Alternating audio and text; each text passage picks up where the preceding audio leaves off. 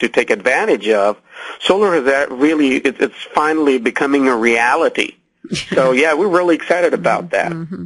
Well, I was sharing with Gabriel earlier that we had an employee 40 years ago that, we got so tired of listening to him talk about the solar industry. We thought he was a little spacey. I understand. Yeah, I'm quite embarrassed to say that, but we was like, he doesn't know. This is never going to happen. Never going to happen.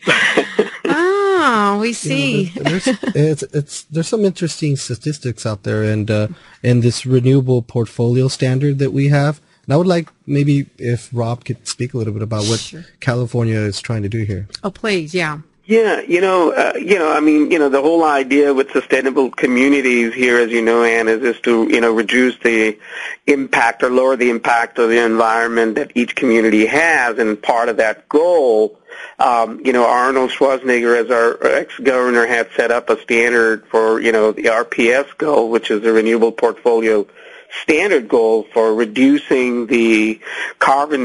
Basically the idea was to get, procure the energy from renewable sources of at least 20% by 2010, and that's now been extended to about 33% by 2020. In other words, instead of buying energy for the utility companies buying energy from these dirty coal, they want to make sure that they purchase it from renewable sources. That includes solar, wind, geothermal, hydro, and so on and so forth.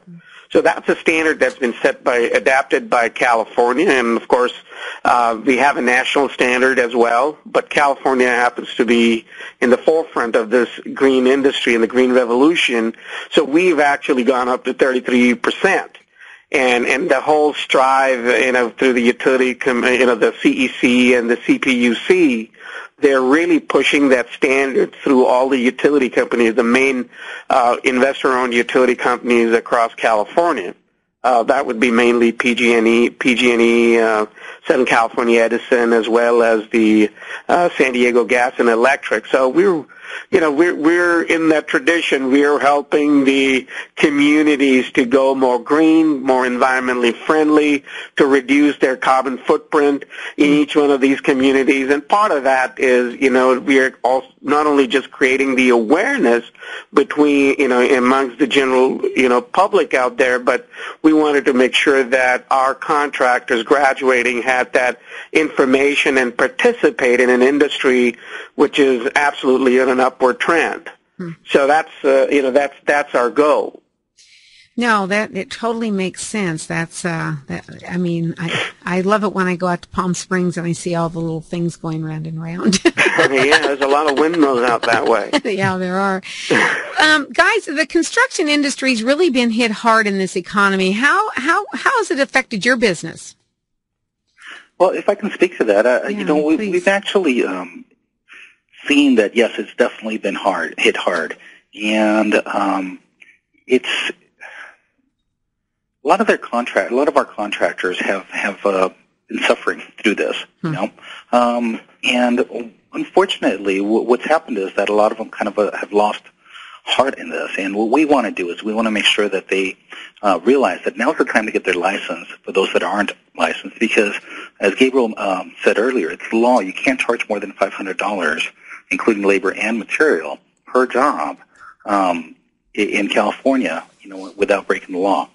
Now, a lot of them think that, well, perhaps if I break up this job and, into smaller portions, I'll be able to get by and get away. And it's like, unfortunately not. The Contract States License Board, which is the governing body, has actually set up sting operations for contractors. And a lot of them are getting fined or getting jail time and things that, we don't want to see that. So we've actually tried to reach out to them and educate them a little bit more and let them know, hey, you know what, this is the time to do it. We are in contact with a lot of different agencies that have scholarships available. In fact, we ourselves have a scholarship available. So if money is a problem, we can definitely try and work with them to see if they can get their license. We've actually done a lot of marketing and have tried to position ourselves to be at the forefront, if you will, through this economy, and to be even better positioned once the economy turns to be able to serve this community. We actually once they get their license, what we tell them is, the sky's the limit, because California, unlike Indiana, you don't have to have a separate commercial license or industrial license. In California, you actually can, once you get your contractor license, you can bid on public works, you can bid on, everything that's out there. So the sky is really the limit. You can go from $500 per job to, whatever you want to charge per job. You also have to stay competitive, make sure you win the bid, of course, so you don't want to gouge people. But, and that's kind of what we teach them. We teach them how to be business savvy in that, and so what the law states and how to stay compliant with that. And because we have been in business for so long and have so many locations, we're able to reach out to a lot of the communities. I myself, for example, I'm in Riverside, and Riverside's been one of the hardest hit communities, San Bernardino and Riverside, with this economy. And so we're doing a lot of outreach to try and get people to come in and take some of our courses and get educated and get back on track. Rob mentioned about the solar industry, and one of the things that I really like about that is that there's a lot of jobs that are being created. And Rob, if you can speak to a little bit about, the jobs that are out there and the research that's been done on them. Sure. One of the bright spots, this is one of the other things that CSLS is dedicated to, is to, in the lieu of the same question you asked, Anna, is how do you keep in front of the economy when the economy, and especially the construction industry, has been hit hard. And one of the part of that is to go with, the solar, which has been absolutely, one of the bright spots in the economy today. If you look at it traditionally for the last 3 years, even with the economy being what it is, you've seen an upward of 7% or to 8% growth, which is a great stats. As a matter of fact, as part of some of the research I was doing, I found out that Department of Labor actually puts out their stats on the ONET online, in which they have projected, and their projections are always conservative, so their projection is there's over 200,000 jobs that are going to be opened up in the solar industry itself. Now that ranges from people who they're looking for solar sales people, they're looking for installers, they're looking for actual engineers and designers, people who can go out and do estimates, and so on and so forth. So there's quite a bit of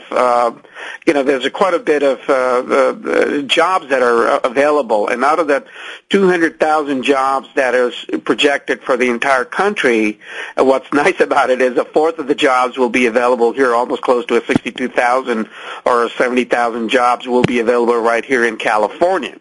And because of how the state is very aggressive, the cost of energy is going up and everything else, and the awareness. What I call today, we actually have a perfect storm. And what that is we have a very high level of awareness amongst the clients. You have federal and state rebates and incentives still alive, and you have got a lot of new creative incentives that are coming along. And to top all that, the cost of the solar hardware has gone down dramatically, almost 30% in the last 3-4 years. So when you put that together, the appetite for solar is very good. And also, the Solar Energy Industry Association put out the stats just about 15 days ago that they did a survey and found out, 9 out of 10 people across the political lines are in favor of solar. Well, and they should be. Rob and Ernie and Gabriel, we're going to have to call. I'd like to. It looks like the best way to reach out to you guys is www.makemeacontractor.com. Is that correct? Yes, it is. And the phone number here that I have is 866-481-4201. And I want to thank you guys for calling in. And if anybody has any need, they have your phone number. And I really appreciate you guys sharing this information, okay? I really appreciate you talking to us. Okay. Thank you, Ann. Thank you so much. Okay. You're listening to KUCI 88.9 FM in Irvine, California. The views on this show are not necessarily the views of KUCI, UCI, or its border regions. To learn more about this program, log on to KUCI.org.